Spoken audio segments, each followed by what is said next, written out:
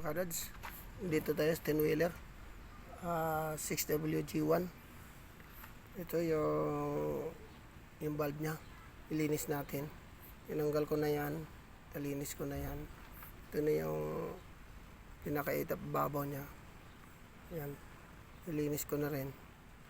Ang problema nito ay bilis kumain ng fluid. Ayan saglit lang nauubos. Yan.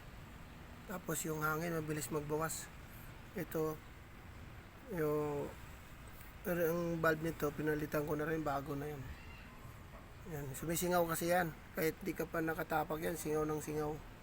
Yan. Bago na yan. China lang. Yan. Ito bago rin to. Yan. Yung isa nito ayan yan, malakas kumain ng fluid. Tumagos na sa loob. Yan. Yan. Yan. Napalitan namin yan sa Nabaysiya.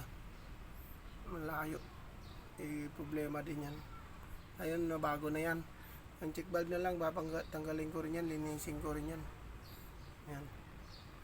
Yan yung problema nito. Lahat yan chichikin. May biyahe itong Mindoro. Ito pang likod yan sa pinakadulo ng gulong. Yan. Yan lahat yan, bubuksan ko. Lahat.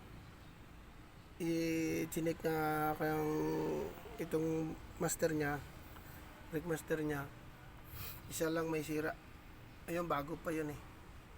Yan. Pero yung valve na yan, chichikin ko rin to. Yan yan, hindi ko pa nabuksan yan, lininisin pa yan. Tapos yan dito, yung sumaksi dyan. Yan. Lahat yan, nalinis na. Ito, isa pa lang nalinis ko. Yung pangalawa na yan. Tapos yung mga gulong yan, chinek ko na lahat. Yan. May silindro dyan na stock up. Sa dulo, napalitan na rin. Dito sa kabila, sa kanan, rubber cap, pinalitan na rin. Yan, sa harap, okay, good. Yan. Ito na lang ang problema ng driver. Ito na lang isa. Okay. Simbolin muna natin to. Yes, kanya screw tutoy. Yan. Ako, sana ma-solve na to. Ilang araw na to tinitira. Yan. Preno, lahat. May pa yan. May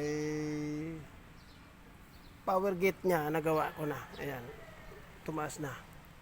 May problema yung switch. Stuck up. Grounded. Nakadikit lagi. Yan. Napalitan ko na.